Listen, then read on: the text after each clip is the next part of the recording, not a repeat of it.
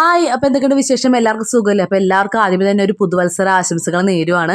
ഞങ്ങൾക്ക് new year എന്നൊക്കെ പറഞ്ഞു കഴിഞ്ഞാൽ പ്രത്യേകിച്ചൊന്നും ഇല്ല കേട്ടോ. അന്നൊക്കെ ഏകദേശം സെയിം ഒക്കെ തന്നെ. പിന്നെ മക്കൾ വന്നിട്ടുള്ള രണ്ടാമത്തെ ന്യൂ ഇയർ ആണ്. ഇത്തിരി കൂടി അറിവ് വെച്ചിട്ടുള്ള ഒരു ന്യൂ ഇയർ ആണ് ട്ടോ മക്കൾക്ക്. അപ്പോൾ അതുകൊണ്ട് തന്നെ ആ ഒരു സന്തോഷം ഉണ്ട്. അല്ലാതെ ഇങ്ങനെ പ്രത്യേകിച്ചൊന്നുമില്ല. 2 ദിവസം കഴിയുമ്പോൾ മക്കളുടെ അല്ല, ഞങ്ങൾക്കൊരു കല്യാണം ഉണ്ട്. അപ്പോൾ അതുകൊണ്ട് മക്കളെ ഒന്ന് സെറ്റാക്കാൻ വേണ്ടിയിട്ട് മുടിയൊക്കെ ഒന്ന് വെട്ടി അടിച്ച് പൊളിക്കാമെന്ന് ഓർത്തിട്ട് ഒരു സലൂണിലോട്ട് വന്നേക്കാട്ടോ. ഇവിടെ ബ്യൂട്ടി പാർലറൊക്കെയാണ് നമ്മുടെ വീടിൻ്റെ അടുത്ത് തന്നെയുള്ള ഒരു ബ്യൂട്ടി പാർലറാണ്. അപ്പോൾ അവിടേക്ക് വന്നേക്കാണ്. രണ്ടുപേരും നല്ല കട്ടയ്ക്ക് ഉടക്കുന്നതാണ് ഞങ്ങൾ വിചാരിച്ചത്. അപ്പോൾ അതുപോലെ തന്നെ സംഭവിച്ചു. എന്നാലും ഒരാൾ വലിയ കുഴപ്പമുണ്ടായിരുന്നില്ല.